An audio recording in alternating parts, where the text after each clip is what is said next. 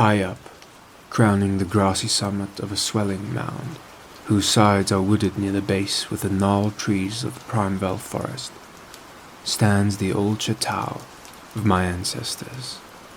For centuries, its lofty battlements have frowned down upon the wild and rugged countryside about, serving as a home and stronghold for the proud house whose honored line is older even than the moss-grown castle walls. These ancient turrets, stained by the storms of generations and crumbling under the slow yet mighty pressure of time, formed in the ages of feudalism one of the most dreaded and formidable fortresses in all France. From its matriculated parapets and mounted battlements, barons, counts, and even kings have been defied. Yet, never had its spacious halls resounded to the footsteps of the invader. But since those glorious years, all has changed. A poverty but little above the level of dire want, together with a pride of name that forbids its elevation by the pursuits of commercial life, have prevented the scions of our line from maintaining their estates in pristine splendor. And the falling stones of the walls, the overgrown vegetation in the parks, the dry and dusty moat, the ill-paved courtyards and toppling towers without, as well as the sagging floors, the worm-eaten wainscots, and the faded tapestries within, all tell a gloomy tale of fallen grandeur. As the ages passed, first one, then another of the 4 great turrets were left to ruin, until at last but a single tower housed the sadly reduced descendants of the once mighty lords of the estate.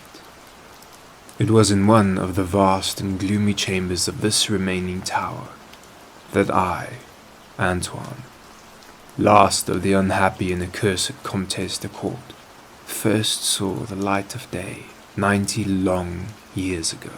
Within these walls, and amongst the dark and shadowy forests, the wild ravines and grottos of the hillside below, were spent the first years of my troubled life.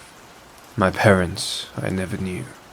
My father had been killed at the age of 32, a month before I was born, by the fall of a stone somehow dislodged from one of the deserted parapets of the castle, and my mother having died at my birth, my care and education devolved solely upon one remaining servitor, an old and trusted man of considerable intelligence, whose name I remember as Pierre. I was only a child, and the lack of companionship which this fact entailed upon me was augmented by the strange care exercised by my aged guardian in excluding me from the society of the peasant children, whose abodes were scattering here and there upon the plains that surrounded the base of the hill. At the time, Pierre said that this restriction was imposed upon me because my noble birth placed me above association with such plebeian company. Now I know that its real object was to keep me from my ears the idle tales of the dread curse upon our line, that were nightly told and magnified by the simple tenantry as they conversed in hushed accents in the glow of their cottage hearths. Thus isolated and thrown upon my own resources, I spent the hours of my childhood in poring over the ancient tomes that filled the shadow-haunted library of the chateau, and in roaming without aim or purpose through the perpetual dusk of the spectral wood that clothed the side of the hill near its foot. It was perhaps an effect of such surroundings that my mind early acquired a shade of melancholy. Those studies and pursuits which partake of the dark and occult in nature most strongly claimed my attention. Of my own race I was permitted to learn singularly little, yet what small knowledge of it I was able to gain seemed to depress me much. Perhaps it was at first only the manifest reluctance of my old prospector to discuss with me my paternal ancestry that gave rise to the terror which I ever felt at the mention of my great house. Yet as I grew out of childhood, I was able to piece together disconnected fragments of discourse let slip from the unwilling tongue which had begun to falter in approaching senility, that had a sort of relation to a certain circumstance which I had always deemed strange, but which now became dimly terrible. The circumstance to which I allude is the early age at which all the Comtes of my line had met their end. Whilst I had hitherto considered this but a natural attribute of a family of short-lived men, I afterwards pondered long upon these premature deaths, and began to connect them with the wanderings of the old man, who often spoke of a curse which for centuries prevented the lives of the holders of my title from much exceeding the span of 32 years. Upon my 21st birthday, the aged Pierre gave to me a family document which he said had for many generations been handed down from father to son and continued by each possessor. Its contents were of the most startling nature, and its perusal confirmed the gravest of my apprehensions. At this time, my belief in the supernatural was firm and deep-seated, else I should have dismissed with scorn the incredible narrative unfolded before my eyes. The paper carried me back to the days of the 13th century, when the old castle in which I sat had been a feared and impregnable fortress. It told of a certain ancient man who had once dwelt on our estates, a person with no small accomplishments, though little above the rank of peasant, by name Michael, usually designated by the surname of Malvus the Evil on account of his sinister reputation. He had studied beyond the custom of his kind, seeking such things as the philosopher's stone or the elixir of eternal life, and was reputed wise in the terrible secrets of black magic and alchemy. Michael Malvus had one son, named Charles, a youth as proficient as himself in the hidden arts, and who had therefore been called Le Sorcier, or the Wizard. This pair, shunned by all honest folk, was suspected of the most hideous practices. Old Michael was said to have burned his wife alive as a sacrifice to the devil, and the unaccountable disappearances of many small peasant children were laid at the dreaded door of these two. Yet through the dark natures of the father and the son ran one redeeming ray of humanity. The evil old man loved his offspring with fierce intensity, whilst the youth had for his parent a more than filial affection. One night, the castle on the hill was thrown into the wildest confusion by the vanishment of a young Godfrey, son to Henry the Comte. A searching party, headed by the frantic father, invaded the cottage of the sorcerers, and there came upon old Michael Malvus, busy over a huge and violently boiling cauldron. Without certain cause, in the ungoverned madness of fury and despair, the Comte laid hands on the aged wizard, and when he released his murderous hold, his victim was no more. Meanwhile, joyful servants were proclaiming the finding of young Godfrey in a distant and unused chamber of the great edifice, telling too late that poor Michael had been killed in vain. As the Comte and his associates turned away from the lowly adobe of the Alchemist, the form of Charles the Sorcier appeared through the trees. The excited chatter of the menials standing about told him what had occurred. Yet he seemed at first unmoved at his father's fate. Then, slowly advancing to meet the Comte, he pronounced in dull yet terrible accents the curse that ever afterward haunted the house of court. "Survive to reach a greater age than thine," spoke he, when suddenly, leaping backwards into the black wood, he drew from his tunic a vial of colourless liquid which he threw into the face of his father's slayer as he disappeared behind the inky curtain of the night. The Comte died without utterance and was buried the next day, but little more than 32 years from the hour of his birth. No trace of the assassin could be found, though relentless bands of peasants scoured the nearby woods and the meadow lands around the hill. Thus, time and the want of a reminder dulled the memory of the curse in the minds of the late Comte's family, so that when Godfrey, innocent caused the whole tragedy, and now, bearing the title, grief at his demise. But when, years afterward, the next young Comte, Robert by name, was found dead in a nearby field from no apparent cause, the peasants told in whispers that their senior had but lately passed at his 32nd birthday when surprised by early death. Louis, son to Robert, was found drowned in a moat at the same fateful age, and thus, down through the centuries, ran the ominous chronicle.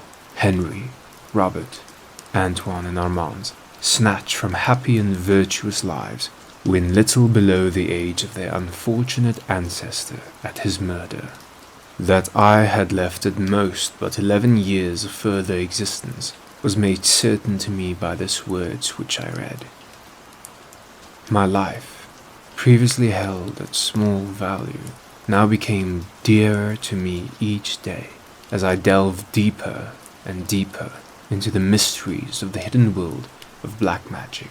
Isolated as I was, modern science had produced no impression upon me, and I labored as in the Middle Ages, as rapt as had been old Michael and young Charles themselves in the acquisition of daemonological and alchemical learning. Yet read as I might, in no manner could I account for the strange curse upon my line.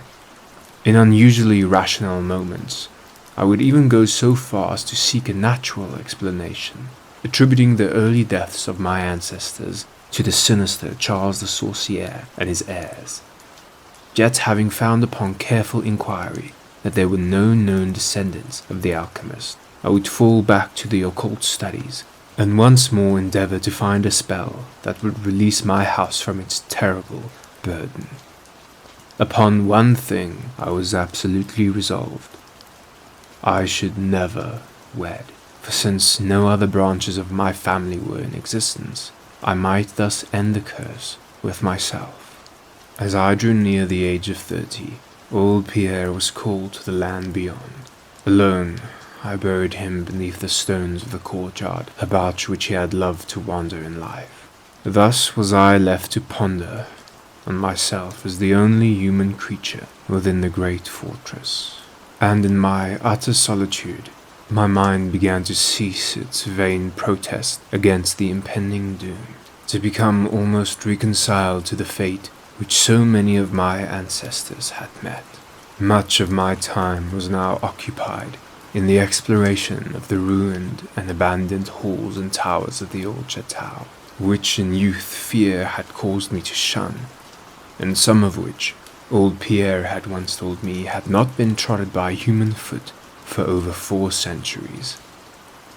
Strange and awesome were many of the objects I encountered: furniture, covered by the dust of ages and crumbling with the rot of long dampness, met my eyes. Cobwebs in a profusion never before seen by me were spun everywhere, and huge bats flapped their bony and uncanny wings on all sides of the otherwise untenanted gloom. Of my exact age, even down to days and hours, I kept a most careful record, for each movement of the pendulum of the massive clock in the library told of so much more of my doomed existence. At length I approached that time which I had so long viewed with apprehension, since most of my ancestors had been seized some little while before they reached the exact age of Comte Henry at his end. I was every moment on the watch for the coming of the unknown death. In what strange form the curse should overtake me, I knew not. But I was resolved, at least, that it should not find me a cowardly or a passive victim. With new vigor, I applied myself to my examination of the old chateau and its contents. It was upon one of the longest of all my excursions of discovery in the deserted portion of the castle, less than a week before that fatal hour which I felt must mark the utmost limit of my stay on earth, beyond which I could have not even the slightest hope of continuing to draw breath, that I came upon the culminating event of my whole life. I had spent the better part of the morning and climbing up and down half-ruined staircases in one of the most dilapidated of the ancient turrets. As the afternoon progressed, I sought the lower levels, descending into what appeared to be either a medieval place of confinement or a more recently excavated storehouse for gunpowder. As I slowly traversed the nitre-encrusted passageway at the foot of the last staircase, the paving became very damp, and soon I saw by the light of my flickering torch that a blank, water-stained wall impeded my journey. Turning to retrace my steps, my eye fell upon a small trapdoor with a ring, which lay directly beneath my feet. Pausing, I succeeded with difficulty in raising it, whereupon there was revealed a black aperture, exhaling noxious fumes which caused my torch to sputter, and disclosing in the unsteady glare the top of a flight of stone steps. As soon as the torch, which I lowered into the repellent depths, burnt freely and steadily, I commenced my descent. The steps were many, and led to a narrow stone-flagged passage which I knew must be far underground. The passage proved of great length, and terminated in a massive oaken door, dripping with the moisture of the place, and stoutly resisting all my attempts to open it. Ceasing after a time my efforts in this direction, I proceeded back some distance towards the steps, when there suddenly fell to my experience one of the most profound and maddening shocks capable of reception by the human mind. Without warning, I heard the heavy door behind me creak slowly open upon its rusted hinges. My immediate sensations are incapable of analysis. To be confronted in a place as thoroughly deserted as I had deemed the old castle with evidence of the presence of man or spirit produced in my brain a horror of the most acute description. When at last I turned and faced the seat of the sound, my eyes must have started from their orbits at the sight that they beheld. There, in the ancient Gothic doorway, stood a human figure. It was that of a man clad in a skullcap and long medieval tunic of dark color. His long hair and flowing beard were of terrible and intense black hue and of incredible profusion. His forehead, high beyond the usual dimensions, his cheeks deep sunken and heavily lined with wrinkles, and his hands, long, claw-like and gnarled, were of such a deathly, marble-like whiteness as I have never elsewhere seen in man. His figure, lean to the proportions of a skeleton, was strangely bent and almost lost within the voluminous folds of his peculiar garment. But the strangest of all were his eyes, twin caves of abyssal blackness, profound in expression of understanding, yet inhuman in degree of wickedness. These were now fixed upon me, piercing my soul with their hatred and rooting me to the spot whereon I stood. At last the figure spoke, in a rumbling voice that chilled me through with its dull hollowness and latent malevolence. The language in which this discourse was clothed was that debased from a Latin in use amongst the more learned men of the Middle Ages, and made familiar to me by my prolonged searches in the works of the old Alchemist and demonologists. The apparition spoke of the curse which had hovered over my house, told me of my coming end, dwelt on the wrong preparation by my ancestor against old Michael Malvace, and gloated over the revenge of Charles the Sorcier. He told how the young Charles had escaped into the night, returning in after years to kill Godfrey the heir with an arrow, just as he approached the age which had been his father's at his assassination. How he had secretly returned to the estate and established himself, unknown in the even then deserted subterranean chamber, whose doorway now framed the hideous narrator. How he had seized Robert, son of Godfrey, in a field, forced poison down his throat, and left him to die at the age of 32, thus maintaining the foul provision of his vengeful curse. At this point, I was left to imagine the solution of the greatest mystery of all, how the curse had been fulfilled since that time when Charles the Sorcier must in the course of nature have died. For the man digressed into an account of the deep alchemist studies of the two wizards, father and son, speaking most particular of the researches of Charles the Sorcier, concerning the elixir which should grant to him who partook of it eternal life and youth. His enthusiasm had seemed for the moment to remove from his terrible eyes the hatred that at first so haunted them. But suddenly the fiendish glare returned, and with a shocking sound like the hissing of a serpent, the stranger raised the glass vial, with the evident intent of ending my life as had Charles the Sorcier 600 years before ended that of my ancestor. Prompted by some preserving instinct of self-defense, I broke through the spell that had hitherto held me immovable, and flung my now dying torch at the creature who menaced my existence. I heard the vial break harmlessly against the stones of the passage as the tunic of the strange man caught fire and lit the horrid scene with a ghastly radiance. The shriek of the fright and impotent malice emitted by the would-be assassin proved too much for my already shaken nerves, as I fell prone upon the slimy floor in a total faint. When at last my senses returned, all was frightfully dark, and my mind, remembering what had occurred, shrank from the idea of beholding more. Yet curiosity overmastered all. Who, I asked myself, was this man of evil, and how came he within the castle walls? Why should he seek to avenge the death of poor Michael Malvace? And how had the curse been carried on through all the long centuries since the time of Charles the Sorcier? The dread of years was lifted from my shoulders, for I knew that he whom I had felled was the source of all my danger from the curse, and now that I was free, I burned with the desire to learn more of the sinister thing which had haunted my line for centuries, and made of my own youth one long continued nightmare. Determined upon further exploration, I felt in my pockets for flint and steel, and lit the unused torch which I had with me. First of all, the new light revealed the distorted and blackened form of the mysterious stranger. The hideous eyes were now closed. Disliking the sight, I turned away and entered the chamber beyond the Gothic door. Here, I found what seemed much like an alchemist's laboratory.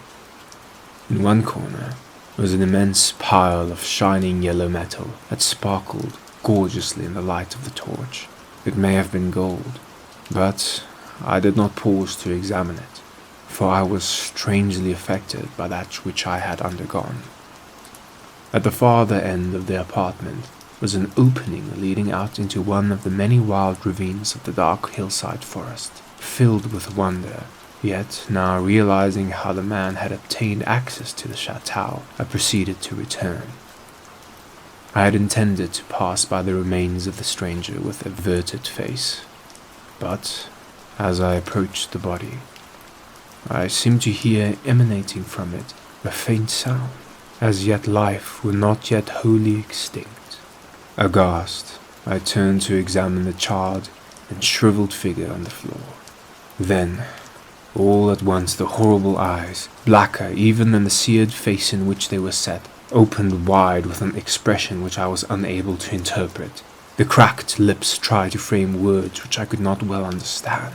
Once I caught the name of Charles the Sorcier, and again I fancied that the word years and curse issued from the twisted mouth. Still I was at a loss to gather the purport of his disconnected speech. At my evident ignorance of his meaning, the pitchy eyes once more flashed malevolently at me, until, helpless as I saw my opponent to be, I trembled as I watched him.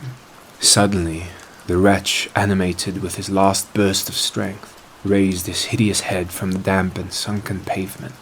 Then, as I remained paralyzed with fear, he found his voice and in his dying breath screamed forth those words which have ever afterward haunted my days and my nights. "Fool," he shrieked, "can you not guess my secret? Have you no brain whereby you may recognize the will which has through 6 long centuries fulfilled the dreadful curse upon your house? Have I not told you of the great elixir of eternal life? Know you not how the secret of alchemy was solved? I tell you, it is I that have lived for 600 years to maintain my revenge, for I am Charles le Sorcier.